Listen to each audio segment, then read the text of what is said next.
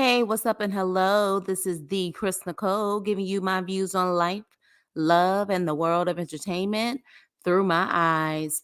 Good afternoon, good evening, good morning, depending on what time you are watching this live. Hello, crew. How are you doing this evening? Hey, Nene. This is the weekly WTF. The WTF Weekly, it is. And we're going to get into a couple of things. And I definitely need to have y'all opinion on this because some of this stuff, I'm just like, get the hell up out of here, in my personal opinion. Um, you know, I don't know what it is about 2024. I'm here for it, but at the same time, I feel like this is just the tip of the iceberg. There are so many other things that are going to come our way when it comes to exposure, people being exposed. Hey, Leo, what's up? Yeah, this is going to be quite interesting for 2024. But with that being said, I'm going to get started. I don't want to be on the live all night, so I'm going to try to be as quick as possible. And so make sure you hit the like button on the way in. So let's get into it. All right. So, first things first. Now, at first, I said I wasn't going to talk about this topic because honestly, I don't care. The last time I really cared about a rap beef, the female rap beef, I want to say it was Little Kim and Foxy Brown. Hell, maybe Little Kim. I don't even think it was Little Kim and Nicki Minaj because I felt like it was wrong for Nicki Minaj to come at Little Kim the way that she did. So the last one I think I actually cared about was Little Kim and Foxy Brown. Now, based on my research, all of this stems from because they did an actual, song together. And this all stemmed from Meg doing work, I guess, collab work with Cardi B. From my understanding, that's where it started, okay? And then Nikki actually did like a little diss song or said something that she don't mess with horses or something like that. And then it stemmed from there. Now, my thing is this. Of course, you have the stan culture. You definitely have Nicki Minaj and her fans, Meg the Stallion. Their their fans, hell, all of these celebrities, their fans today, is just too damn much. So apparently it's gotten so crazy to where they have literally put out there where Nicki Minaj's father's grave is because Nicki said something about Meg's mother. When I tell you it's ridiculous, this is why I said I didn't want to talk about it. What I do know is, though, based on Hiss versus Bigfoot, Hiss, from my understanding, won hands down. Bigfoot, everybody is saying, besides Nicki Minaj's fans, that it was not good. But I also know that Nicki Minaj is never the one to allow someone to have the last word. I don't think this is over, which is why I was kind of trying to wait until we saw what was going to happen next. But I'm going to give a different perspective on this. And let me ask you this, you guys. Do you think this beef is legit? Let me know if you think this beef is legit. And here's why I am saying or asking if this beef is legit. This is why. How convenient that y'all beef and now you have singles hitting number one on the charts. How convenient. So is this really a legit beef or is this a made up beef so they both can win in the end? Because when I saw this, I said, okay, what is this really about? I don't put anything past anyone, period, especially in the world of entertainment. So I wouldn't put it past them to do whatever to get a rise out of each other or to get a rise out of their fans so they can get their fans to buy their singles to make money to get them on the charts. I really wouldn't put it past them. Let me see what you guys are saying. Hey, Teeth. Yeah, I haven't been paying too much attention to this beef either. The Fox and Little Kim beef was more arse, but yes, it was. Yes, it was, Leo. Yes, it was. Nikki wants everyone to kiss her, but yeah, a lot of people are saying that. Who knows these days if it's real? Everything is social media beef for the attention, right? Let me see. Nikki crossed a lot of lines. I think it's real. She did, but at the same time, I can see how someone can cross those lines to make it seem like it's really legit too. You know what I mean? Like I could see someone going there to say, this isn't fake. I wouldn't go there if it was, you know what I'm saying? I wouldn't go there if it was fake. I can see it. I just don't put it past them. I don't put it past them. And my thing is, I don't remember, and again, you guys let me know. I don't listen to Nikki nor Megan. I'm just giving my perspective on this petty nonsense. When was the last time they hit number one on the charts? Anybody know? Because I sure the hell don't. And the fact that this beef just happened and they both hit number one, both of them hit number one. Yeah, I don't put it past them. Whoever kicked this off, which it sounds like it's Nikki, I wouldn't put it past Nikki to create this spark just to get numbers up. I don't put it past her. I don't put it past Meg Thee Stallion. I don't put it past any of them. I don't, because they truly are about that social media stuff. So I don't put it past them. Not surprised their albums are topping. Yeah, because beef sells. Beef sells. So as far as I see it, we're just going to have to sit back and see when it comes to this situation, because again, when have you ever seen a situation where Nicki Minaj got into a beef with one of the female rappers, and she's gotten to a lot of them? When has she ever allowed someone to have the last word besides her? I'll wait. Yeah, I don't think ever. So I feel like because she didn't get the response that she wanted on Bigfoot as much as she thought she was probably going to get a response, the only response she really got was a negative response, especially because of what she said about Meg's mother, or just bringing up Meg's mother. I think that she is literally about to put out another track. I do. And I feel like it's going to be another big deal when she comes out with another track. They have to have these kinds of beefs, because right now the music industry isn't doing well. It sure the hell isn't. I knew what you were saying, Leo. It sure the hell isn't doing well at all. And we're going to talk about the Grammy situation too. So that's my opinion on the situation. We just got to sit back and kick back and see what's going to happen in this situation. Okay, you guys, because at this point, it just seems to me that it's possible that this was all plotted and planned. Now, Nene says, no, she thinks it's real because Nikki crossed a lot of lines. We'll see. We'll see. And we'll see how long this goes. We will see. Next, who saw the interview with Mariah and Carlos? There was a part 1 and a part 2. Who saw it? Let me know if you guys saw the interview. I actually enjoyed the interview. I really, really did. For some reason, I felt like I knew Mariah was a Libra, or maybe I didn't, but she's a Libra woman. I'm a Libra woman. A couple of things that I definitely enjoyed when it came to this interview. First things first, one thing I respect is that Mariah is a very smart businesswoman. Very smart businesswoman. She actually had the interview in her own studio, you guys. You're like her own studio. So she didn't have it in, I guess, quad situation. I think it was at her house, and y'all heard that battery, that low battery detector and the smoke detector constantly chirping. No, she didn't have that. She had it in her own professional studio.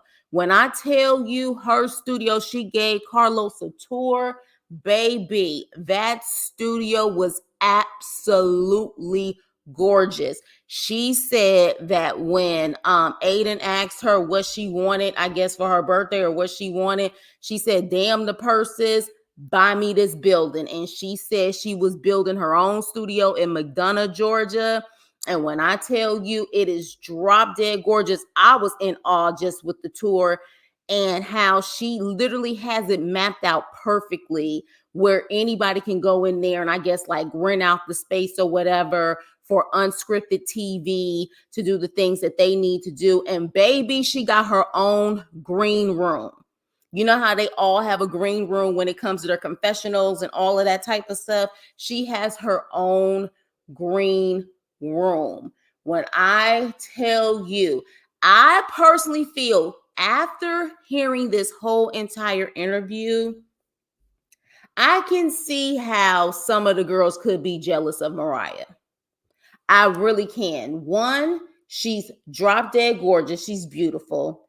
She's classy. She can read people down. Okay. She's very entertaining and she is truly a boss. Like, I didn't know. She said that she is the first Black woman to ever have a reality show on Bravo that she created and was the EP for, and she was also the entertainment. So I guess we've never seen a show on Bravo besides Married to Medicine that was actually created by a Black woman.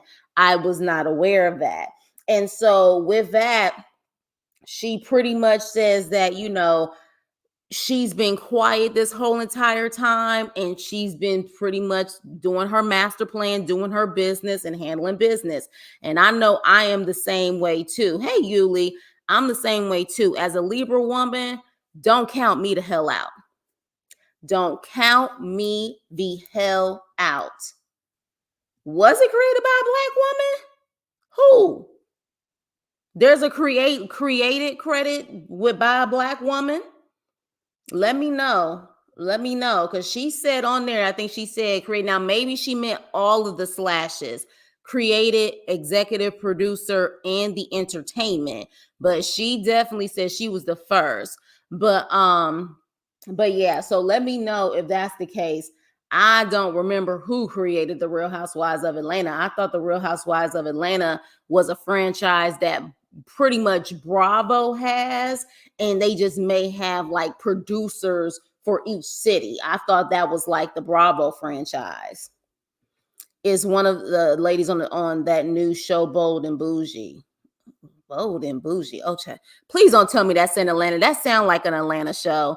Anyways, let me move on. So one thing about it is don't mess with Libra women because I think they counted her out, especially how they let her go on the show.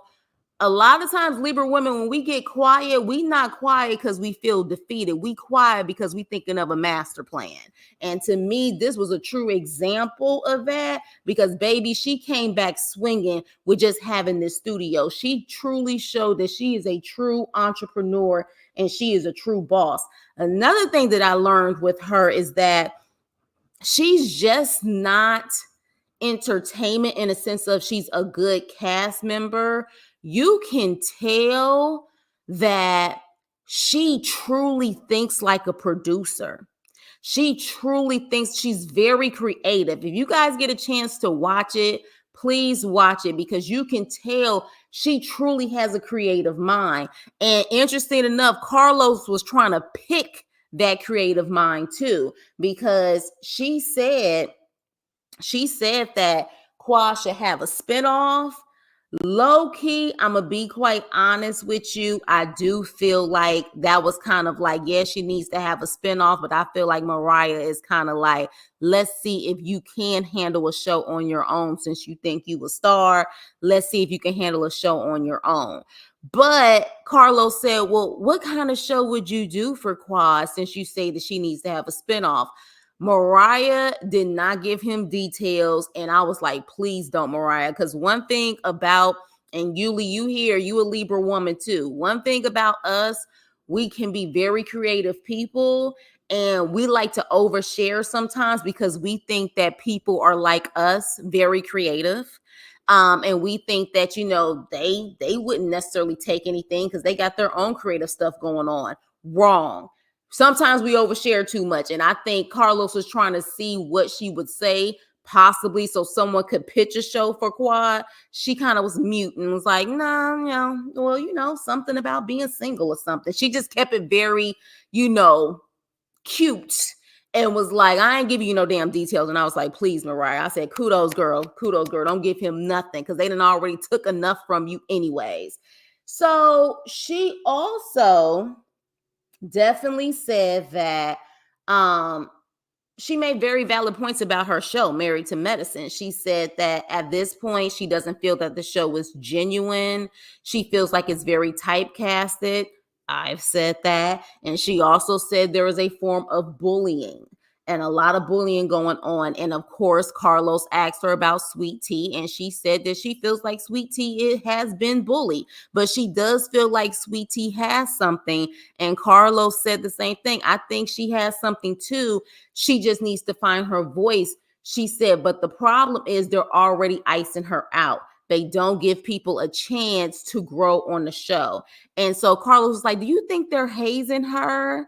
And Mariah was like, I mean, I guess technically they would be hazing her if she was going to make the line, but they already icing her out like they want her off the show. So she wouldn't have a chance to grow anyways. So she literally was going down to the nitty gritty about business wise, what she feel isn't working for the show and is and is not working for the show. Now, one thing that I did like is that she held Carlos to the fire about promoting her show even after they did her dirty. And Carlos gave this BS explanation, in my opinion, saying he wanted to keep her legacy alive or something like that, even though what they did to her, that is still her show, that is still her legacy. She's still getting paid off of it. So he wanted to continue it. It's BS. It's straight BS, in my opinion, what he said. But like I said, I feel that Mariah really showed why some of these women possibly hate on her, and the fact that why some of these women was trying to ice her out. Now, one thing that she did say that I found interesting is that she said, why is Quad on Married to Medicine? Because she is no longer married to medicine. She has no purpose on the show. She also said that she doesn't think that they're really done with Quad. Okay. They said that she thinks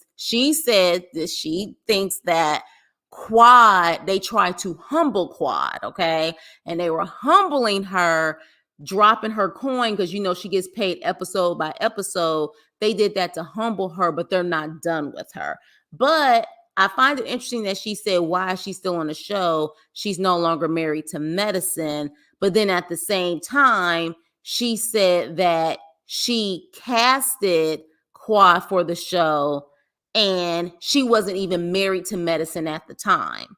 So in one breath, you're saying you casted her and she wasn't even married to medicine at the time. So she was one of the first people I guess she cast for the show, and she wasn't married to medicine. But then now you're saying, why is she still on the show? She's not married to medicine. So which one is it? Because she even said, no, she wasn't married to medicine at the time. She was dealing with my cousin at the time.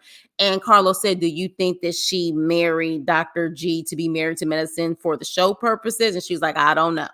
She was like, I don't know. She was like, but she was not married to medicine. So I find it interesting that she said that. In my opinion, and she said that a lot of the stuff that went on, her frustration and things that she said, a lot of it was a lot of frustrations that was going on off the camera when it came to production and them trying to ice her out.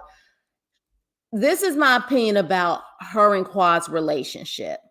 Because I don't know what Quad was doing before this show. I don't even know if Quad was working. She probably was working. I know she was educated. I know she had an education. I think Mariah looked at Quad as little sister / project, in my opinion. This is my little project. I'm going to help her out. You know what I'm saying? Like, she's the little sis. And I think she sunned her. I think she was a friend to her, but I think she kind of looked at the situation like, I am helping you. And I truly think that when she brought Quad in, she did not realize how grimy production was going to be, because she kind of alluded to that production was being grimy, creating a division, creating like Mariah's number one, Quad is number two, and Quad should be number one. I think that she all of that drama that went on and Quad, I guess, feeding into it caused Mariah to really just have this stank overall attitude towards Quad and clearly allowed some things to slip that as a friend she shouldn't allowed slip. Now, we all know Mariah's not innocent. Mariah did run her mouth about Quad's business, especially about her cousin, allegedly. So I think, honestly, because there was clearly some beef, I think the beef really came from production trying to be messy, trying to have a star of the show. And she even said that when she started the show, she wanted everyone to get paid the same. She did not want people to make more money than the other because everyone is it's an ensemble cast. So you just never know who's going to be the highlight of that season. And then the next season, maybe another person is a highlight, but everyone is contributing. So therefore, everyone should get paid the same. She also said that she don't understand why the hell Phaedra is on that show. And she said that because she is not involved in medicine at all whatsoever. She's not even working. She's not even putting in the effort. She's not really doing anything but looking cute. And she feels like the girls are like fans of Phaedra and they're really not making her put in the work. And apparently Carlos said that Heavenly contacted Phaedra on the low when I guess maybe the production was trying to get Heavenly to ask Phaedra about Candy. So production told Heavenly to ask Phaedra about Candy, I guess, on camera. And Phaedra called production and cussed them out. And Mariah said, now, why in the hell would Heavenly do that? Like, why would you do that? Like, your job is to do your job. Why would you do that unless you being like a super duper fan? So I'm telling you guys need to watch it. It was quite interesting. What I will, oh, and another thing she said is she shaded the hell out of Carlos actually teaming up with Heavenly. She said, baby, it went from raindrops because Carlos called his people raindrops, his followers. He said, baby, it went from raindrops to muddy waters. I hollered because you know she good with her one-liner. She's like, I don't even understand that collaboration. She's like, how you go from raindrops to muddy waters with Heavenly? But I didn't know that her relationship, the real strong relationship that she really had loyalty to on that show, everybody thinking it's Quad. No, she was talking about how her and Simone had major history and she truly thought that she had Simone's back and Simone had her back because apparently Simone delivered all of her babies, delivered her sister's babies. So she literally said that Simone told Mariah that they trying to pretty much, make me put the nail in your coffin type of thing. And Mariah was like, if anybody I thought was going, kind of be, have my back or whatever, it would be her because we had history. I didn't even know her and Simone were tight like that. Like Simone straight delivered her kids. So that was interesting. But with that being said, I thoroughly enjoyed it. But I will say this. After seeing this interview, I can see why some of them girls hated on Mariah. And at the same time, if they didn't hate on her, they was too weak to actually defend her because they wanted to be a pick-me. And at the same time, they wanted to be in the get along gang. So therefore, they didn't say anything to keep their position on the show. But when it all boils down to it, you can tell in this, she's the true boss. She is the true creative. And at the end of the day, you can tell the difference between her and Quad. Mariah is a boss. Mariah is truly about her business and being an entrepreneur. And Quad comes off like she just has no problem being a high paid employee. Bottom line, Mariah creates the jobs that Quad applies for. That's the vibe I got. And I loved every minute of it. And she was very honest. It was a very good interview. To me, better than the Quad situation. Because Quad, she was just talking in circles like she's a true politician. Mariah didn't do that. Mariah kept it real in the situation. But I'm kind of low-key wondering why in the hell did she say that Quad doesn't need to be on the show anymore because she's no longer married to medicine, but you hired her.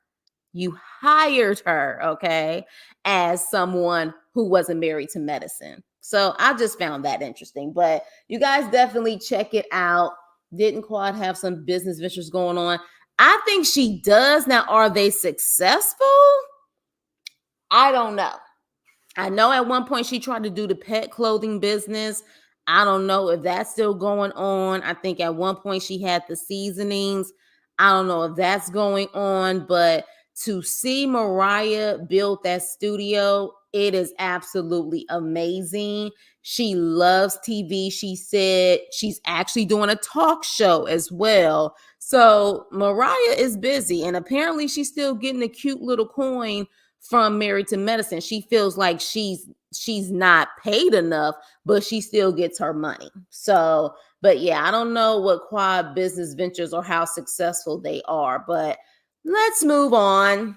Let's get into it. Yeah, that puppy couture line. I don't know what happened to it, child, but I remember she did that first or second season and I didn't hear anything else.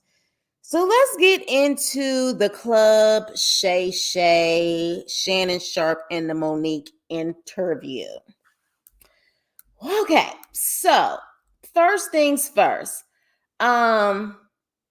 I've been watching Monique's career and her actually doing interviews about the ups and downs in her career. I've been following her since the Parkers. Um, Honestly, most of her interview, she just kind of reiterated things that we already know, at least things that I already know. Okay. Everything from the story with Steve Harvey, Tyler Perry, Oprah, Lee Daniels. Only a couple things that she mentioned that I hadn't heard before. She also mentioned Will Packer and the trailers catching on fire. I think she even posted that on her IG page. So almost everything I did hear before, I appreciate that she was consistent though. One thing about Monique, you hear her story today and you hear her story 10 years ago, it's the exact same. So in my opinion, that just proves that she's not lying. She has been consistent with her stories when it comes to all of this drama. All right. So my thing is this. Shannon Sharp is kind of showing his corporate side, I would say. I guess that's the best way to say his corporate side, because Monique let him listen to the Tyler Perry recording that she recorded to show proof that Tyler Perry was admitting his wrongdoing. She actually brought it to Shannon for Shannon to listen to it, and she put him in the hot seat and said, you listened to that recording. What did he say, or what did you think about the situation? He did not want to respond, and he turned it on Monique and said, but Mo, you're not supposed to be recording phone calls. So he couldn't honestly say, yes, I heard it. I heard this. He was wrong. He said he was wrong. Before he could even say that, he said, but you're not supposed to be recording phone calls. So when he said that, I said, okay, corporate, like why do you keep inviting people who are about telling their truth, but you feel uncomfortable? Hey, Joseph, to me, you don't invite a Cat Williams and then a Monique unless you're willing to have the truth exposed on your platform, period. And if you're not willing to validate what she was saying and validate what you heard, like I didn't like that at all when she said, so what did you think, or did you hear it? And he said, what, you're not supposed to be recording phone calls. I said, now what kind of chicken shit is that? It's either a yes or a no, or you heard what you heard. I didn't like that. But, child, at the end of the day, Shannon seems like he's still trying to find a way to not burn all the bridges, I guess. But honestly, when you put a Cat Williams and a Monique on your show, you gonna burn some bridges. And not because it's really your fault, but because of the fact that they come off telling the truth, you just gonna get caught in the crossfire. So either you willing to deal with that or you're not. That's my personal opinion. But child, if I had a shot for every time Monique said in this interview that she is fat and black, I was like, look, Monique, growing up as a chunky girl myself, I get it. But how many times are you going to say that you fat and black? How many times? Like at this point, I'm just like, you doing too much by saying this almost every time. I'm fat and black. I'm fat and black. People didn't accept me because I was fat and black. She just kept going. Going. If I had a shot for every time she said it, I would have been drunk. But moving on. Now, one thing, here's my thing. I would have loved, she did mention that her and Kevin Hart were apparently really, really cool. And Kevin Hart apparently made it seem like whatever Monique needed, he had her, and he was going to sit up there and back her financially, produce stuff for her or attach his name to it. And when the time came, all of a sudden his people was like, no, he don't want to be attached to Monique's name. And when she called Kevin Hart out on it, he claimed it was a lie, but she never heard from Kevin Hart again. I find that interesting when after that, Cat Williams said, remember in his interview, that he's a plant.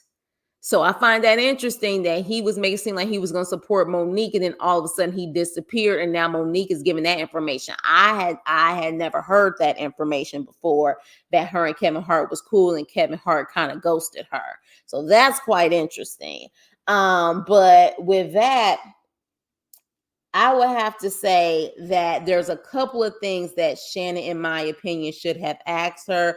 One thing in particular, did you guys watch that interview that Cat Williams did on the V103 in Atlanta when he went off on Wanda? Do y'all remember that? I hope some of you guys watched that. Let me see what you guys are saying. Shannon was saying, I heard the audio, Monique, but I want to get to Tyler. Yeah, that's exactly what he was saying. That's exactly what he was saying. You know what I'm saying? That's exactly what he was saying. Okay, so you guys remember that when he completely just like ethered Wanda. Okay, so y'all remember that. Now, with that being said, if you guys remember that interview, because I watched it several times, he kind of shaded Monique in that video. If you remember when they was talking about the Netflix situation, because that was at the time when she was telling people to boycott Netflix. And he said, you talking about some Netflix called you. Netflix ain't called you. Knock it off. Remember when he said Netflix ain't called you? Knock it off. And he said, it ain't nothing personal. He said, I got a deal based off of the number of tickets I sold on my tour. She got her deal based on the number of tickets that she sold on her tour. And it's not personal. You just got to understand that whatever your ticket sales are, that's what they're going to give you. I'm curious to know, why didn't he ask her, what did you think about that comment? Because one thing about it is typically Monique will respond to everyone who says something about her, good or bad or ugly. But the fact that he said that and she never responded, I think, to what Kat said, either she didn't know about the interview or she couldn't really say anything. So my whole thing is, why didn't he question her and say, well, Cat Williams kind of implied like Netflix didn't call you. And Cat Williams also said you took it too personal because it's just really about your ticket sales, and you kind of needed to just step up your ticket sales and you would get more money. What did you think about that comment? That didn't come up. I would have asked that damn question. That didn't come up. Because she made it seem like Cat Williams is her brother. She even said, that's my twin. But I would have been curious to see what she was going to say on that and what she thought about that, because she was silent. She was straight silent when that came out. And that interview, when he went off on Wanda, went all over the place. So I have a feeling Monique heard about that interview. She just didn't have a response to it, but I would have loved to see her response in that situation. Now, she also shaded Tiffany Haddish and talking about her daddy and her husband situation, and said that maybe if you had a husband like mine or a man like mine, maybe Tiffany wouldn't have had 2 DUIs. And I said, well, damn. Like, did she really have to go there? Like, damn. But yeah, she went there. She said, if you had a man like mine, if you had a husband like mine, maybe you wouldn't have had 2 DUIs. But I guess these are my questions for Monique. I appreciate that her stories have been consistent. But if you are so adamant about staying on Tyler and Oprah's neck, because she said until Tyler apologizes and pays her for the damages as far as all the money she lost, and Oprah apologized, she almost implied that she's going to stay on their necks. My thing is this: what if you never get the apology or the money for the damages? Like, what if you never get it? Like, then what? Like, I guess my whole thing is, and I think even Shannon was trying to get at this, like, how are you going to move on? And maybe in her day-to-day life, she's, in her opinion, moved on. But when she has interviews, she's going to continue to bring this up. But I guess for me, it's like, I don't know if she's ever going to get that apology. I don't know if she's ever going to get that money at this point. Like, I just don't know if she's going to get it. So then what? Then what? Like, what happens at that point? Because I just can't take another 20 years of you talking about this. And maybe she will. Maybe she will until she is literally walking with a cane in her 80s. Maybe she's going to continue to talk about this. I just don't know if that's good for mental health reasons. Like, I just don't know. You know what I'm saying? Like, I just don't know. Cass said that on Club Shay interview too. She's not getting an apology. I don't think she is either. It would literally take an act from God to get the apologies and the things that she wants. So how is this going to get resolved, or are you going to continue to talk about this?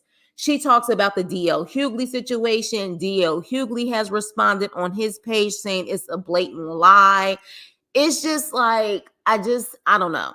I understand that if it's the truth, she wants to put it out there, but I just feel like I don't think this is healthy at this point to continue to keep talking about this as if you're going to get an apology.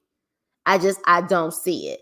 But she mentioned people in her situation with her husband and how people always have something to say about her husband, her daddy, and how, where is this society today where people truly look at this as this man, this Black man being her backbone, as a problem. Let me see what you're saying. I agree. It's time to let it go and start promoting what she's working on. Yeah, it's just like, if you're not going to get it, are we going to continue to hear about this for another 10, 15, 20 years? Like, I like, what is the resolve? Like, it can't be healthy for you, even if you don't talk about the situation at all inside your house, but then you talk about it on every interview. It can't be healthy, in my opinion. But my thing is this: I don't think, there are some people who probably look at the situation with Sydney and look at it as in he's just the problem simply because he's a man standing by her. I can see some people being that way. I would say, in my opinion, and this is just my opinion, why some people may have a problem with her husband's situation, or I'll just give my opinion on the situation. Monique has definitely been very clear that she has been broken and has dealt with a lot of trauma, especially when it comes to men in her life. Okay. She talked about her father. She talked about, of course, her brother who did the things that he did to her. And she's even talked about past relationships, past husbands. Okay. She's even mentioned before that she's had to get her relationship together when it came to, I think, her oldest son or something like that. So we clearly know that there's trauma there. Apparently, Sydney and her have been alleged friends since the 10th grade or high school, okay? Quote unquote, the best of friends. They even lived together. Literally, you know what I'm saying? Like, they would pass each other's significant others up. Like, Monique would have her boyfriend at the place, Sydney would have his girlfriend at the place. I just find it interesting that you've known this man since allegedly the 10th grade, and he waits until the prime of your career to pursue you in a romantic way. I do find that interesting. I also find it interesting that she always implies that he raised her. He raised her to be the woman that she is today. He raised her. He did this, he did that, he said this, he said that. That type of codependency, in my opinion, of he's the reason why I have been able to grow. I don't know. I feel like it's a trauma bond a little bit, in my opinion. I really do. Because at the end of the day, she should be the one who truly does the growth and gets through the trauma. She makes it seem like it's all because of him, not her own doing, but all because of him. That's the vibe I got. And y'all let me know if y'all disagree. But I just feel like the fact that she keeps saying that he raised her, it's a scary codependency, in my opinion. And then also, at the same time, why did you pursue her randomly in freaking, what was it, at the Essence Festival? Why, after all this time, now you are interested in Monique in a romantic way? I just found that weird. I found that very weird. And then also, what industry experience does he have prior to Monique?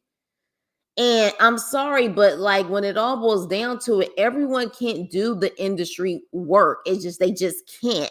So there's a lot of things that I feel like has caused people who are level headed, not hating on the relationship, because I'm a firm believer in love, especially Black love. It's not that, it's just that it comes off very weird.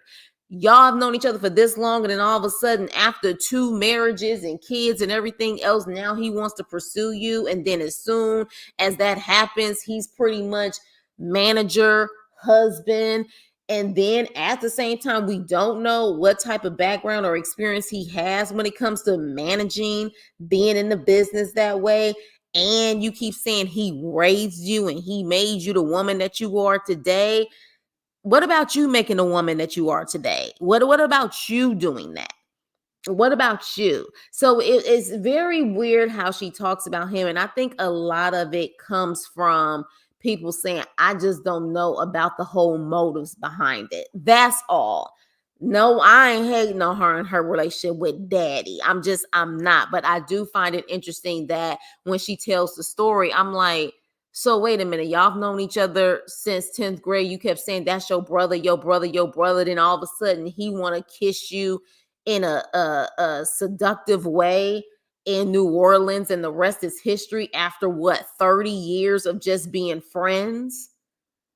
Yeah, I don't know. But then again, maybe that happens more often than I realize. But I find it very, very weird. Hey, Aspen, their relationship is weird. It does come off that way. It does. I think the criticisms are about the business aspects. I feel like her husband is taking advantage of her, like Mary J. Blige ex-husband did her. I could be wrong, but it's my opinion. And you have every right to your opinion. I think that could be the case. I don't know what his background was. I think he said maybe he was in sales or something like that. I think in one interview before. But my whole thing is, it just, I don't know. I don't know. Like it just comes off like, why did this relationship happen when it happened? And then all of a sudden you just took over all the business stuff. It just feels very codependent on Monique's side. And I think the trauma of it all when it came to men and not her really having a true, like, strong man that really protected her in her household growing up, it may be causing some codependency and trauma bonding with her relationship with Cindy. That's all. I hope they continue to be in a relationship and it's a healthy relationship, because Lord knows if that relationship go downhill, I don't know, y'all. I don't know. I do not know. But it just seems very weird how their relationship is. But other than that, you guys, I don't remember any other highlights. Do you? When I was listening to it, of course, I listened to it from the beginning to end, but a lot of times I kept saying, you said this before. You said this before. You've said this before. Like, This is something we've heard this story time and time again. The only thing that was new was her shading Tiffany Haddish, and then at the same time saying that pretty much Kevin Hart kind of made it seem like he was for her, but he really wasn't. Interesting that she mentioned Kevin Hart and Tiffany Haddish, because they super cool, and the fact that both of them kind of caught the shade in her interview in the situation by saying, "You're shady as hell, Kevin Hart, because you claim you had my back, but you didn't." And Tiffany Haddish got her 2 DUIs. I thought that was interesting. If her and Daddy break up, she would be sitting in her room crying, singing, breathing in. Yeah, for real. Because it seems like it's a very codependent relationship. It does. You know what I'm saying? Like, I can understand you're saying that your spouse helped you, but she truly makes it seem like her spouse made her the woman she is today. That's not healthy. That's not healthy. You need that. That's some stuff that you should be saying that you did on your own, and maybe he assisted, but to pretty much make it seem like it was all him is weird. It really is weird. But do y'all have anything to say about the interview? Because for me, I mean, it's definitely not going to hit Cat Williams' numbers, because baby Cat Williams was dropping bombs left and right. He was dropping like there's no way. I mean, it was a good interview, but it to me it wasn't. Yes, I did. Kind of like Wendy and Kevin.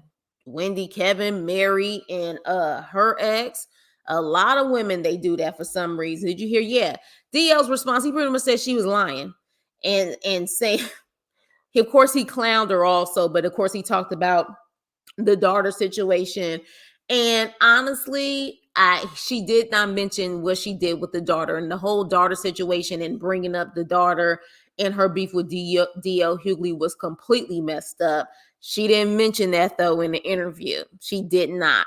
But she said that D.L. Hughley, when she went on his show, she thought the questions that were asked were very inappropriate, and DL kind of like blew her off, and she had to get her lawyer involved to pretty much not air that actual interview on his show.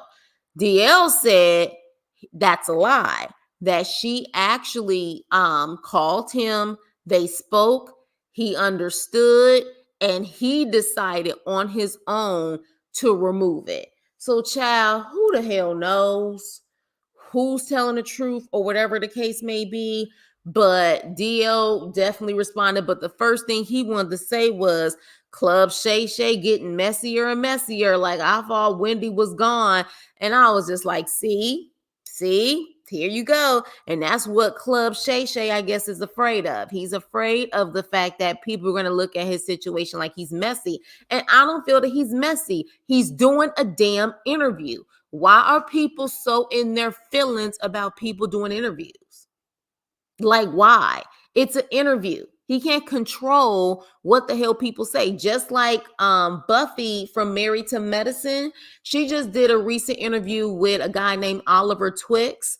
Oliver Twix did an interview. She talked about Heavenly. She talked about Dr. Jackie. And because I guess Oliver Twix did the interview, Dr. Jackie blocked Oliver Twix. And he did a response video like, Dr. Jackie blocked me. Why are you blocking this man? He's doing an interview that is a part of the celebrity, that is a part of the reality TV world. Like, people just take stuff too personal and they want to control stuff so badly. But you signed up for a TV show. You did, just like you signed up to be a celebrity. So the fact that they looking at Shannon like he's being messy, he's allowing people to have a platform. Like, it is what it is. So moving on, what did you guys think about the Monique interview? Again, clearly it was good, but at the same time, if you've been following Monique just hell for a couple of years, you already knew most of this stuff. She's been talking about a lot of this stuff for the past 10 damn years. So I thought she was really about to give some exclusive stuff, and it really wasn't exclusive. I mean, of course, he got his numbers. You know what I'm saying? He close to 3 million followers. And it was like, when I went in there, it was like 100,000 people watching the live at that time. And I was like, damn, like, That's a beautiful thing. Congrats to him on that. But it wasn't like she really gave up a lot of information. I just think she wanted that platform to be able to speak her truth again. Again. You know, Cat, that was his first time really dropping those truth bombs. But her, it was like, okay, I'm gonna go come to Club Shay and kind of do what I do with it, like with Cat Williams. I'm gonna do it my way, but it was the same stuff. It was the same thing that she's been saying. So wish her the best of luck. It was okay. Would have loved to hear spend less time on Tyler and Oprah and more time on her. Exactly. Exactly. Exactly. Because again, you're probably not going to get the apology. You're damn sure not going to get the money. So at this point, where do we go from here? And I think that's a lot of people's issue is where do we go from here? You know what I mean? Like, where do we go? I understand that you're like, truth is truth. Yes, truth is truth. But at a certain point, truth is also still truth with you not constantly bringing it up. Let God handle it and move on. But let me move on.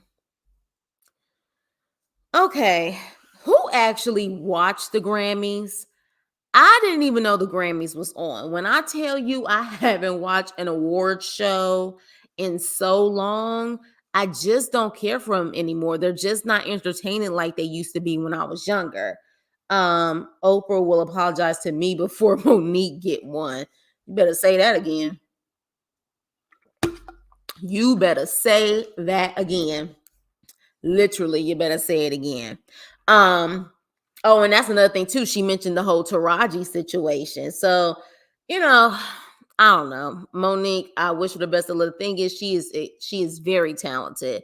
No one can deny. Well, you know, talent is subjective. I'm sorry, but you know, she's very talented. I just feel like now at this point, she is using most of her time to talk about how people did her wrong versus moving on. But hey, if that's what she wants to do and she can still pay her bills, God bless her. So Killer Mike, I didn't know what was coming on. Grammys are always boring to me. Grammys, Oscars, they all boring. So can I be honest?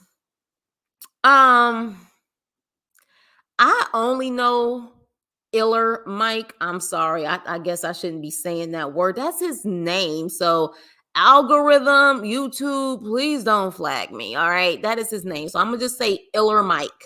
Iller Mike. He ends up getting 3 Grammy Awards on Sunday. I know him more so with him being an activist, I guess, and him also endorsing Bernie Sanders years back. I knew he was a rapper, but I don't think I've ever heard any of his songs. If I could just be quite honest, I don't think I've ever heard any of his music. Have y'all? Because I sure the hell haven't. And he won 3 Grammys. 3 Grammys. I don't think Nas even has 3 Grammys, or maybe I think he got two. One, like I think a Grammy night a couple years back. But he got 3 Grammys. Okay, 3. Next thing you know, they talk about the Grammys, but all of a sudden they're saying that he got arrested at the Grammys over an altercation from an overzealous security guard. Okay. Let me see. Diabetes Mike, not you calling him Diabetes Mike, needs his whoop for helping Kemp get reelected, but I guess it paid off because he got a Grammy, and I haven't heard it on the radio, on the TikTok. I don't know any of his music, and for him to get 3 Grammys, I was like interesting, but I'm gonna take it there, y'all. Y'all don't find it weird that in a very high security event, but still cameras all around, that no one got any video of the altercation? You just see him in handcuffs walking, the police are walking him or escorting him out of the building. Like, y'all don't see anything wrong with this? Does this not feel weird to you? maybe even staged to you. Maybe this is something deeper going on here. Or is it just me? I don't know, y'all. I looked at the situation. I said, what the hell? Like, get the hell up out of here. You win 3 Grammys and then you get into an altercation all in the same night. This has never happened in the history of the Grammys, just like that slap had never happened. It just seems like it's a distraction. It seems like it's a distraction. Something ain't right here. It just, in my spirit, something's not feeling right. How you get into an altercation with a security guard and no one sees the commotion and decide to take out their phone in this society, in this day and age, where everybody pulling out their phone? I ain't seen not one video of this altercation. Okay.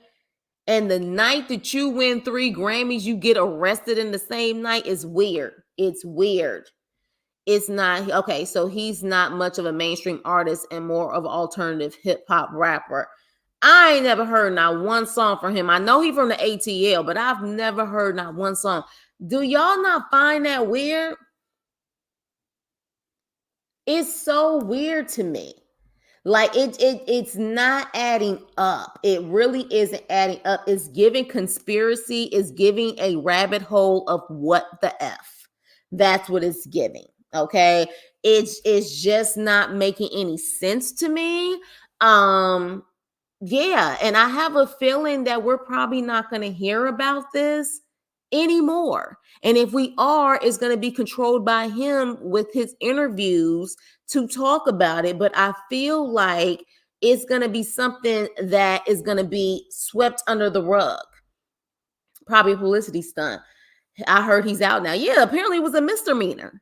So this, but again, like if this altercation was enough for him to get handcuffs on him, why doesn't anybody have any video of this, any picture of this? It's not making any sense. It just isn't. It's not. And speaking of what's not making any sense, let me take a drink. Just give me a second, please. Okay. Did y'all hear this speech? May not have watched the Grammys, but did you guys hear this speech that Jay-Z gave after accepting this Dr. Dre award? Did you hear that? Let me know if you did. Let me know if you did, because then that will determine if I'm gonna play it or not. I low-key don't want to play it, but if you have not heard it, I will play it. So did you guys hear the speech that Jay-Z gave? Let me know. No, you did not. Okay, you did not. Now, Nene, Joseph, did you guys hear it? I guess I'll play it so you guys can hear it, and I'm gonna have to pause in between. This is fair use, educational purposes.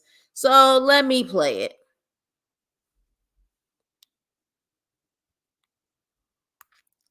We've come with Will Smith and them, Jazzy Jeff and the Fresh Prince winning their first Grammy in '89 and boycotting because it wasn't televised.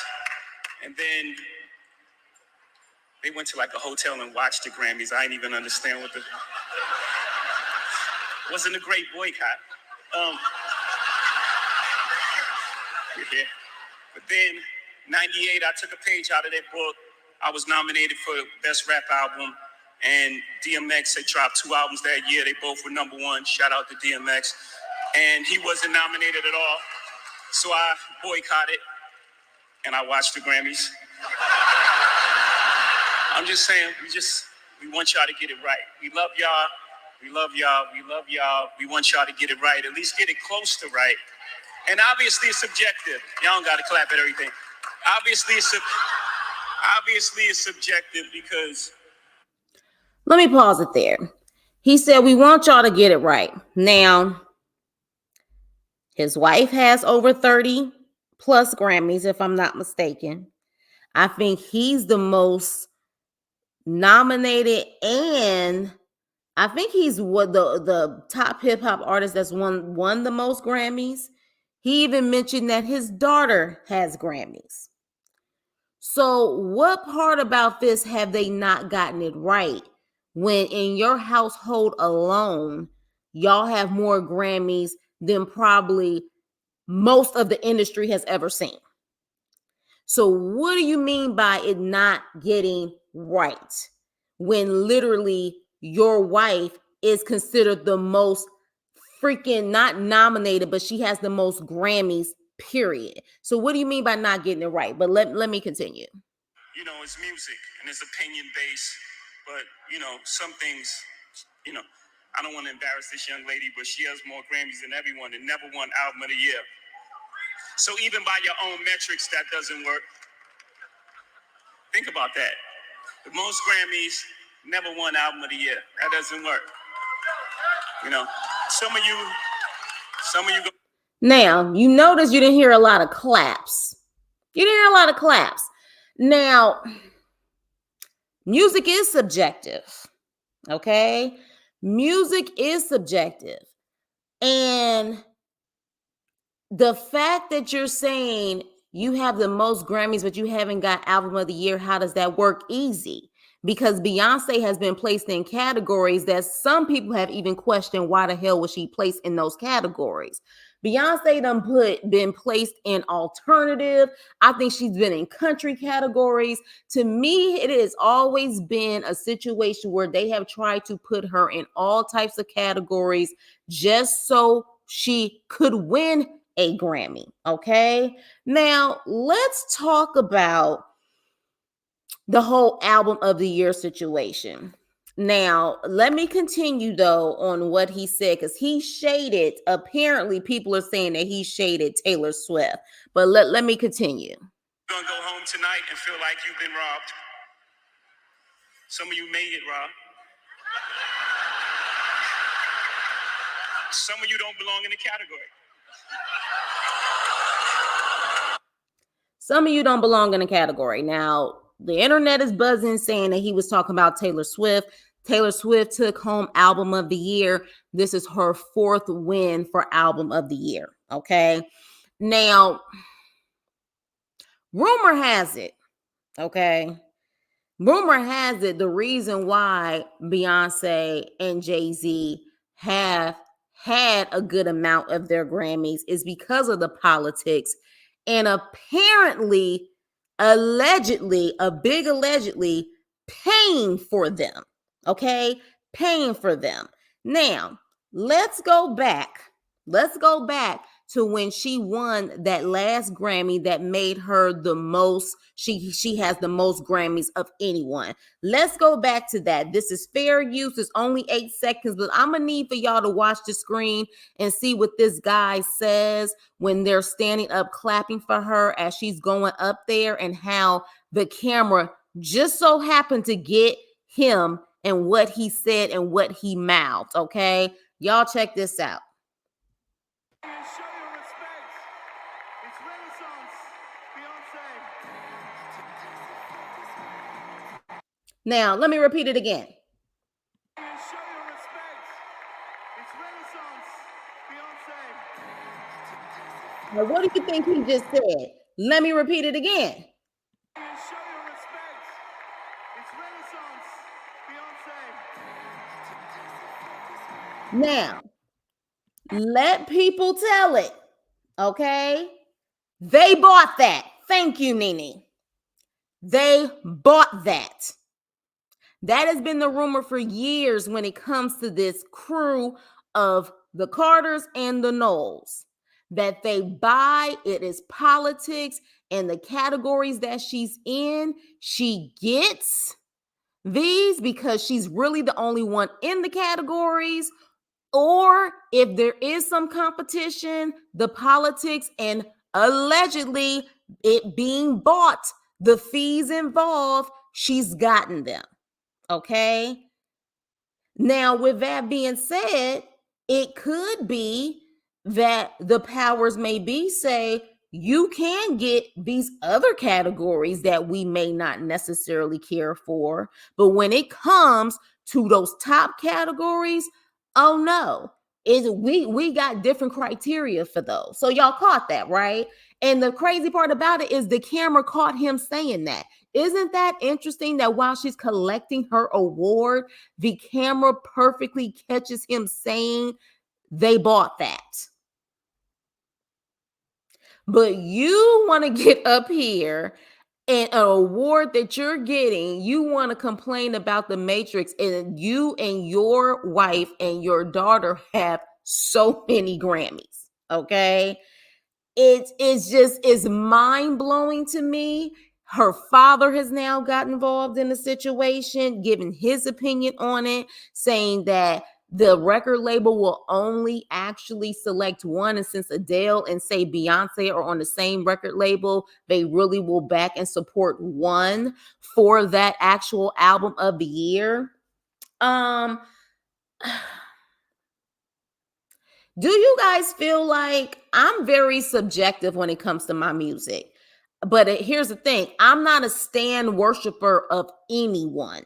Do you guys feel there has been an album out there for Beyonce, music-wise alone, from beginning to end, that you feel like she deserved album of the year? Not visuals, just listening to the music without even thinking there are visuals that exist. Do you feel that there is an album where she should have got album of the year? Do you feel that way? Because one thing I have learned from the industry is that it is about the sales, but it's also about truly the music that's put into it, not the samples, but the music that's put into it. How much of the artist and how much did they put into the album? You know what I'm saying? How much that they put into the album. Because let's be clear, I remember Wendy Williams, our Wendy Williams. So on Wendy Williams, I remember when they were talking about the whole Lemonade and the Adele and who was going to win album of the year. And I remember Wendy said that on Beyonce's Lemonade album, if you looked at the credits, there were like over 100 credits or something crazy like that for all the people who needed credit for their contribution for the album. And it was so shocking how many people were on the credits, even like Wendy Williams' audience kind of gasped. And she was like, yeah, like what, like, I know, like, what do you do? I feel those, in my opinion, that is also very important. When you have that many credits, people start to wonder how much are you really contributing to your own work? Like, how much are you really contributing to your own work? You know what I mean? Like, music is subjective, but I'll say this. From my understanding, Taylor Swift, on a writing her own lyrics level and really contributing to her albums, from my understanding, hands down, she truly is like, she'll write songs from beginning to end. And she truly like is really involved artistically in everything that goes into that album. Let me see what you guys are saying. The hypocrisy. I think the Grammys are really selective about album of the year since the Milli Vanilli scandal. Well, you know, let's take a dive into that. Only Lemonade, but Adele's album was better. I think Adele's album was better too, and 20 million other people also thought the same. And if I'm not mistaken, and again, because I already know how, you know, the stands, the beehives, or whatever. I'm sorry to the beehive, but no, Beyonce, for me, lost it on Lemonade. I don't think Beyonce has ever gotten a diamond album yet. Has she gone diamond on any of her albums? I don't think she has. And as much of a celebrity she is, and these diehard fans that she has, I'm very shocked that she doesn't have one diamond album. I don't even know if Dangerously in Love is a diamond album. Renaissance, especially Lemonade, Beyonce actually makes album of the year worthy albums.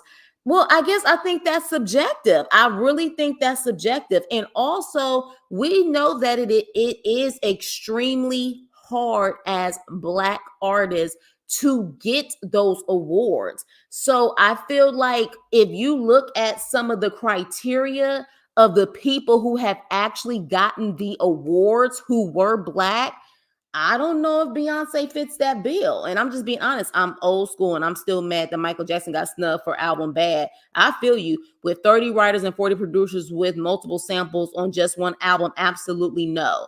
Taylor just had one. Do you see what I'm saying, Els? And hello, Els. I don't know if I've ever seen you before. I think this hinders her. I really think this is a problem for her. I do. I think that they're like, what are you actually doing as the artist? I think that they have said for popularity reasons, give her whatever other categories. But when it comes to that album of the year and the other ones, nah, like I think that's their mentality. But again, Jay-Z's speech in general to me was weird. It was very weird. It was very like, and I don't think it was empowering. I don't think it was something that was meant to be like, it almost came off where he was just like, I'm done. And I don't know if he means like he's done with the industry. Now, rumor has it, I've been feeling an energy shift for a minute.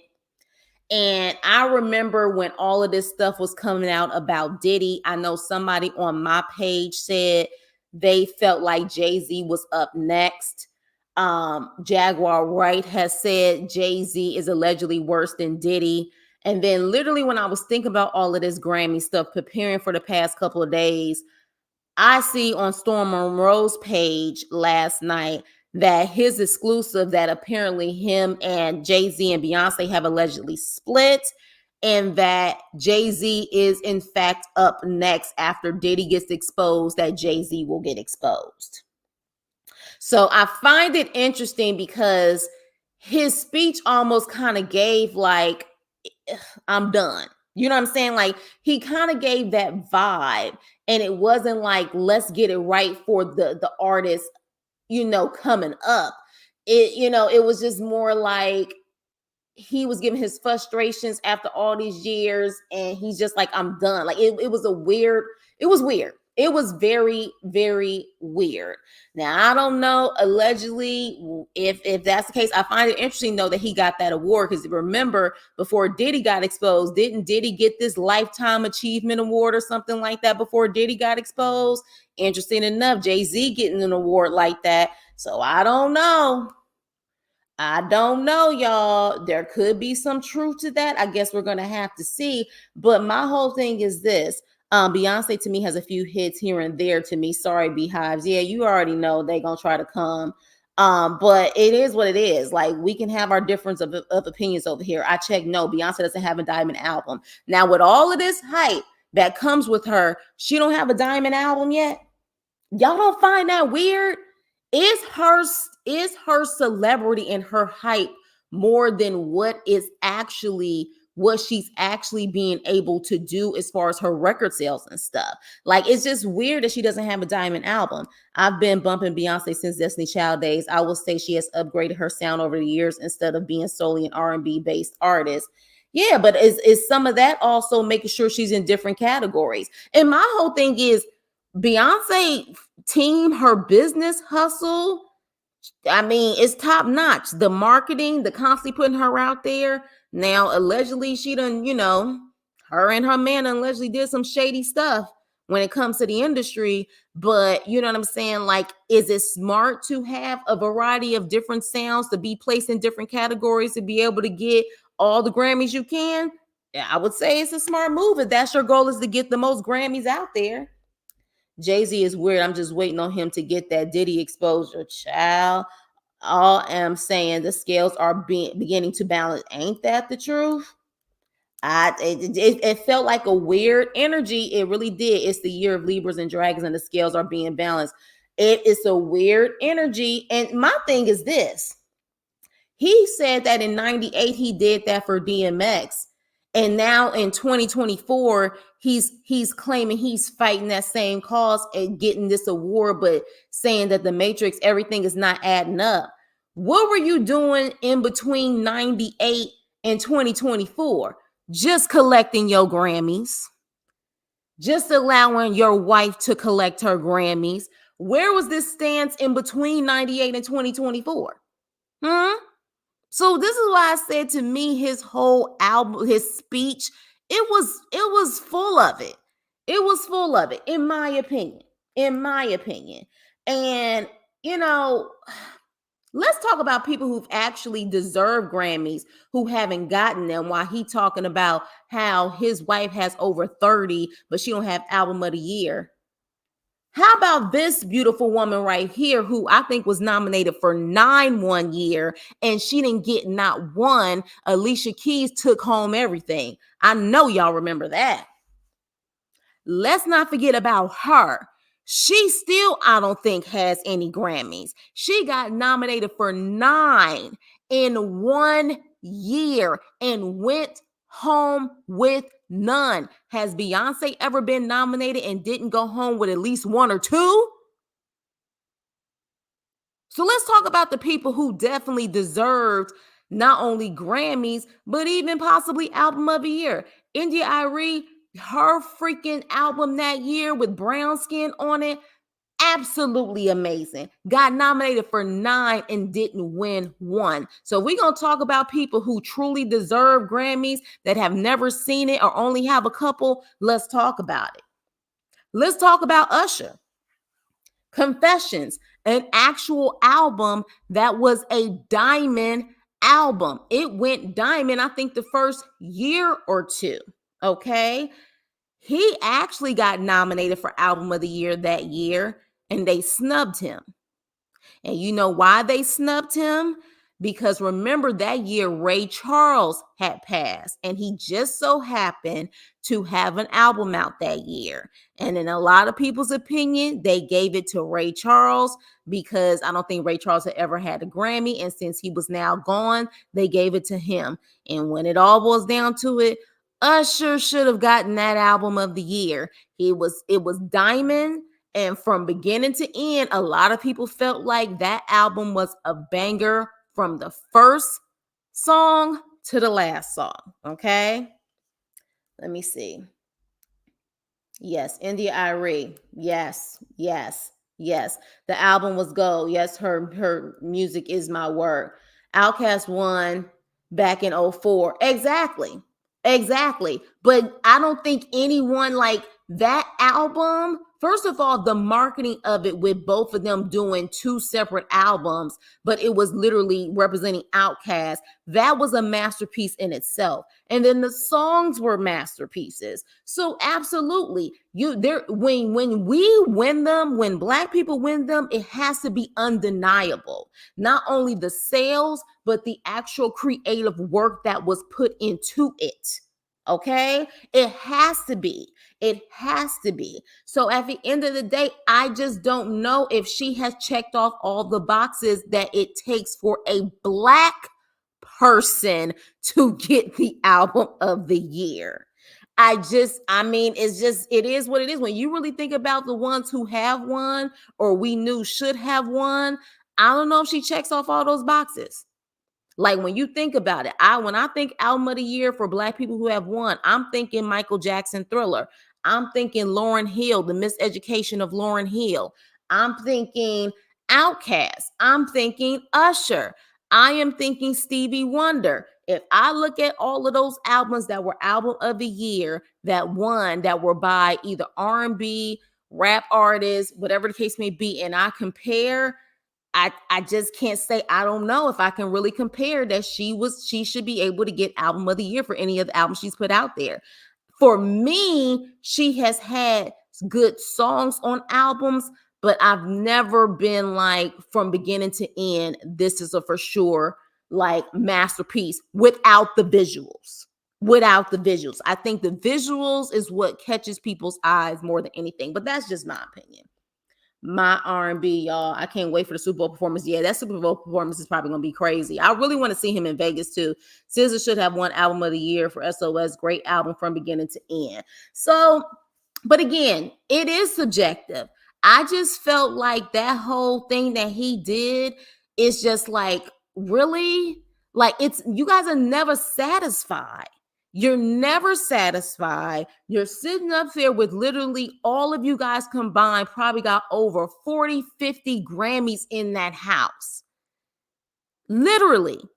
And instead of you stepping up your game, because he literally said, keep going. I think he said something like, keep going, keep trying, or something like that. Let me see what the hell he said. He said it towards the end. Let me see. No, that was it. No, when I get nervous, I tell the truth. But outside of that, you know, we got to keep showing up. And forget the Grammys for a second, just in life. As my daughter sits and stares at me nervous as I am. Okay, yeah, he kept saying you got to keep showing up. So if that's the case, then you and your wife keep showing up until hopefully you can get that album of the year. I don't know what else you want me to say, but I do feel like this is to me rich people's problems, and they're bored and they just want their toys. That's what it came off as. But it came off like it was hypocrisy. It came off as, and again, this is not really about the industry doing better. This is still more so about you and what you and your woman want. That's what it was about. Because if you really look at all the people, to me, there have been people that have been far more talented than Jay-Z and Beyonce who haven't received one Grammy. Hell, Nas just got his Grammy a couple years ago. And Nas has been in the game since freaking 93, 94. In my opinion, he should have got a Grammy for Illmatic. He should have definitely had Grammys for that. You know what I'm saying? A Tribe Called Quest. I don't think they've ever got Grammys. You know how many freaking legends we have in the game that haven't even touched the Grammy? It's just like, come the hell on. I agree. I like her singles, but I'm not listening to her album to clean the house. Lionel Richie, I forgot Lionel Richie also won Album of the Year in 83 with Can't Slow Down and had hits like Hello and All Night Long. Exactly. Millions on top of millions.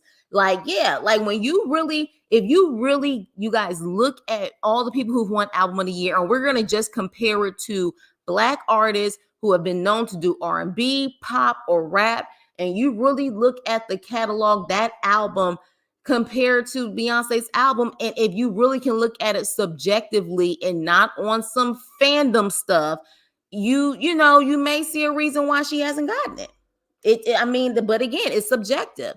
I rather like to me, Adele album was better. I rather listen to, you know what I'm saying, other people. Like, to me, Beyonce makes great dance music, great music to work out to, in my opinion. In the words of Tyrese, what more do you want from me? Exactly. Snoop Dogg has been nominated 16 times and never seen one Grammy award. Exactly. Do you know how many people we have? Do you know how many people we have that have literally been in this industry for so long and don't have one Grammy? But she got over 30. I think he got like 20 something. I think Blue has 2 or 3. And really? Why hasn't she got Album of the Year? Really? It's like you did all of this and allegedly did all the politics and allegedly did everything you needed to do to buy these Grammys, and you're still not satisfied. I guess. And again, let me play this one more time for the people and see what I freaking saw.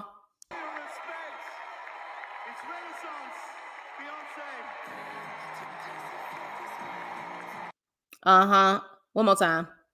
Fair use.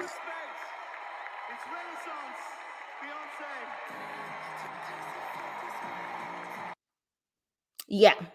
So look, at the end of the day, you got people bold enough to say that on a national like television show where they're like, they don't know where those cameras are and they was all in his mouth to say they bought that.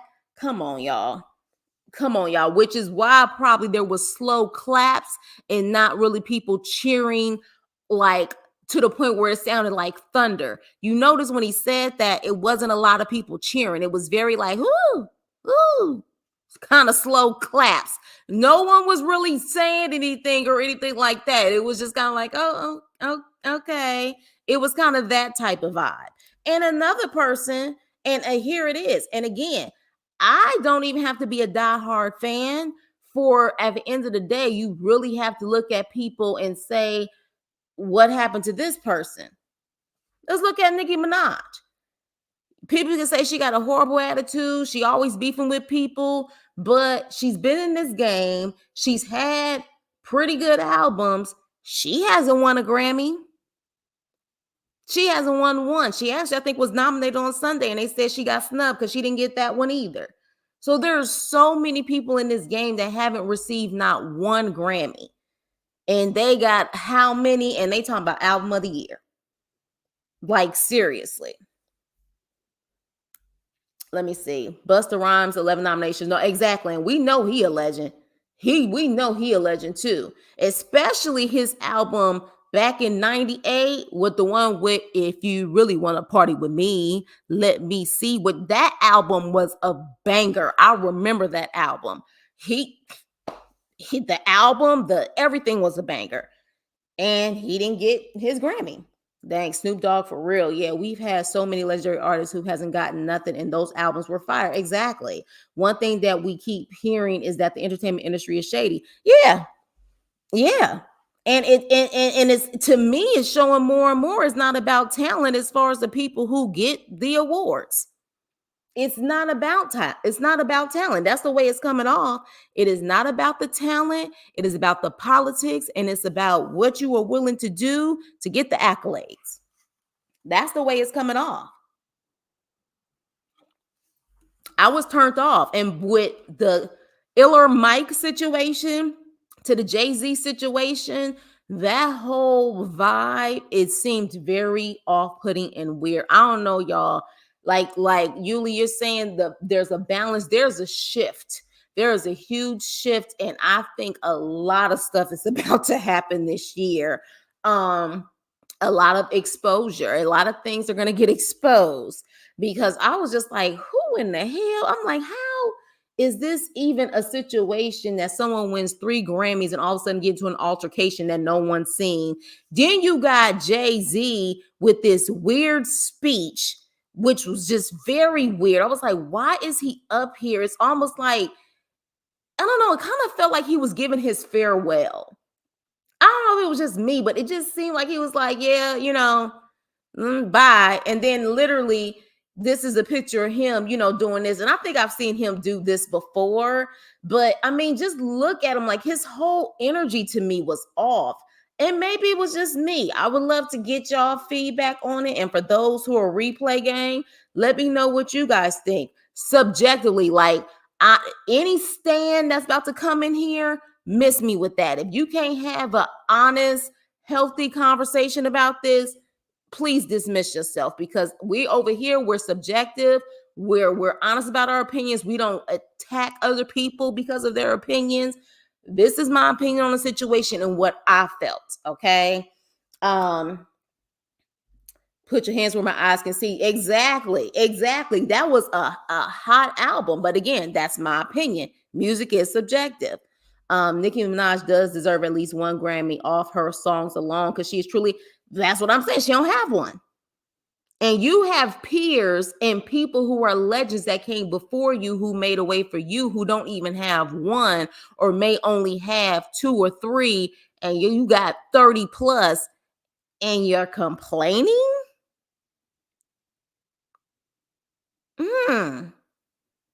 But I mean, when it all boils down to it, if you compare her to the ones who have won, you really have to make a huge impact, like a diamond album impact. Like, that's just what it is. Is it fair?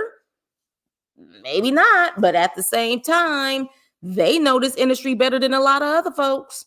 So if they can't figure it out by now, then maybe it's just not meant to be. And that's perfectly fine. You got the most Grammys out of every freaking artist. I'm sorry. But to me, I know people love Beyonce, but should Beyonce have more Grammys than Stevie Wonder, Michael Jackson, Prince, Whitney Houston, Mariah Carey, Janet Jackson, Tina Turner, Temptations? Should she have Earth, Wind, and Fire? Should she have more Grammys than all of them?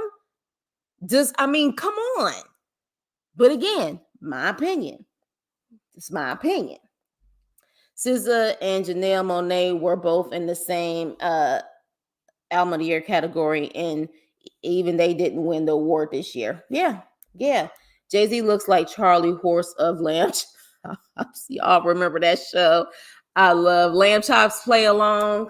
Let me see. I think Teeth was in here saying that he wasn't wrong. And that, you definitely, you know what I'm saying, you're definitely entitled to your opinion. I think I saw that, Teeth. Were you in here saying she's not wrong? I don't know if you're still in here, but I think you said, oh yeah, okay, so you heard it and he told no lies. And you were entitled to that. You know what I'm saying? Definitely you were entitled to have that opinion. A lot of people do feel that way. They feel like she definitely should have album of the year if she's had that many Grammys. Okay, you are there. Yeah, you're entitled to that, your opinion on that. I feel like that whole speech though was just a weird energy. It was a weird energy, not even just about put it like this. Take out him saying, I don't want to embarrass this young lady, but she has more Grammys than anyone and she doesn't have album of the year. Even take that part out. Take that part out. That speech was still the energy was off. Even if you take that part out, the energy was still off. It was still off. It really was. And it almost felt like he brought Blue up there because it's just like, it's a shift now. Like, I'm done. If this is what you want to do, daughter, this is what you're gonna do. Like, it truly just seems like they're both handing the baton to Blue, and that's just what it is. You know what I'm saying? Like, that's just what it is. It's like, hand the baton to her, we're done type of thing. But it wasn't like him truly taking the moment to really give the highlights of his career. And the highlights, like, typically, you know what I'm saying? This man has been in the game for 30 years. 30 years. And that's what you talk about. But we didn't hear you talk about that at all for 20 years. Like, from 98, you said something. I don't even know if you publicly said something, but I think he did. Said something in 98. The next time you say something is in 24. I don't know. It was just weird. It was weird. It reminded me of Jada's Oscar speech. I don't even remember Jada's. When she was saying that Will didn't get nominated for that movie. Is that what you're saying? And she did that and said that they were going to boycott. Is that what you're saying? Which, if that's what you're talking about, to me, that's more understandable. He didn't get nominated than to get this award. And then you want to sit up there and say all of this and the matrix is not, or the system that they have isn't added up. That system has worked fine for you and your wife for 20 plus years. So why all of a sudden now do you want to say it's not working because of one category? It just didn't make any sense. Okay, so you're talking about that. To me, that's different because he didn't get nominated at all for that movie. That's what she was talking about. He didn't even get nominated, and she thought it was a phenomenal situation. Imagine Will, even after the slap, but imagine Will or Denzel or someone getting a high honor award, okay? And they're talking about everything but and then almost saying, I'm not satisfied for what you guys have given me. Even though we have probably 50 Grammys in our house, I'm still not satisfied. It was weird. It was weird. But with that being said, you guys, that is my WTF weekly. Definitely, if you guys have not watched the Mariah and Carlos interview, I highly recommend it. And then when you do watch it, please leave your comments below. I try my best to, continue dialogue in the comment section. For those who didn't watch the Monique interview, I would say it's a great interview for those who really don't know her story in regards to that. And that's your opinion. I am not literally having that mentality of, I think you're wrong. It can be all subjective. I've given my opinion on it. Of course, everyone in the chat has given their opinion on it. That could definitely be your opinion, that you feel like she has earned album of the year. That you're entitled to that. Rich people are out of touch. Seems like it, don't it? She has made great albums. Yeah, that's your opinion. Music and art is subjective. For you, she has made great albums. For others, she hasn't. So, at the end of the day, I think that, and unfortunately, when it comes to us and when it comes to album of the year, it has to be undeniable where no one can deny it, including the people who are voting. Now, her father claims he had been on that what is it, that committee for years. If he was on it for years and still couldn't get her album of the year, what does that say, y'all? Like, what does that say? I'm gonna check out. Yeah, check it out and let me know what you think, Leo. I like Jay-Z's speech for the most part. I just never seen a room full of people so quiet at the Grammys ever since that 1 year ODB crashed the stage. They were laughing and clapping at certain things. I do feel like it was an awkward moment of silence, though, when he mentioned the whole Beyonce debacle. And I'll even play it again, fair use. Obviously, it's subjective because, it's music and it's opinion based. But, some things, I don't want to embarrass this young lady, but she has more Grammys than everyone and never won Album of the Year. So even by your own metrics, that doesn't work. Think about that. The most Grammys, never won Album of the Year. That doesn't work. Some of you gonna go home tonight and feel like you've been robbed. Some of you made it, Rob. You see how quiet and awkward that moment was? But then when he started joking again, they started laughing again. Like, it was an awkward clap. You heard a couple of cheers or a couple of people saying, whoo. But other than that, it got quiet. So I don't know if that was a moment of people just not agreeing and just trying to keep it nice and cute or what. But it wasn't like this standing ovation of, yeah, tell them true. It wasn't that. It wasn't that. And, I don't know what that awkwardness was, but it definitely sounded very awkward at that point. Wonder who was the guy who said they bought that. I don't know. I really would like to know. And if somebody finds out who he is and they do the replay game, by all means, please let me know. Again, all of this stuff is fair use and all of this is allegedly. But when I saw that, I said, oh, dang. Did he really said that? And I want to say one of those gossip sites that always talk about that type of stuff, I think they even pointed it out too. I was like, dang. He really said that at the time that she's getting her Grammy and walking the stage. This guy straight up says while clapping, they bought that. I said, oh, that ain't good. But I've heard that rumor for years that allegedly, a lot of them Grammys has been politics and buying. I've heard that for years. Clearly don't know if it's true, but the fact that someone was bold enough to say that and he didn't get backlash for it, it makes you wonder, y'all. It really makes you wonder. I really that all the in the crowd were clapping more because we understand what he's saying. Yeah, but you didn't hear that many clapping. Do you know what I mean? We didn't hear that many clapping. He's in protective custody. You so silly. Of course, baby girl, his name is Diplo. What kind of artist is he? Alternative, like country pop? What does he do? So that was an artist that said that. Damn. That was a music artist that says that, which makes me wonder, guys, and I'm going to leave it here. If it's true, if people do start getting exposed left and right in this industry and what they, have allegedly done, if they start getting exposed, are people going to start speaking out against those people? And what I mean by that is sometimes people are only cheering and only rooting for people simply because they are scared of what they can possibly do to their career and they don't want to rock the boat.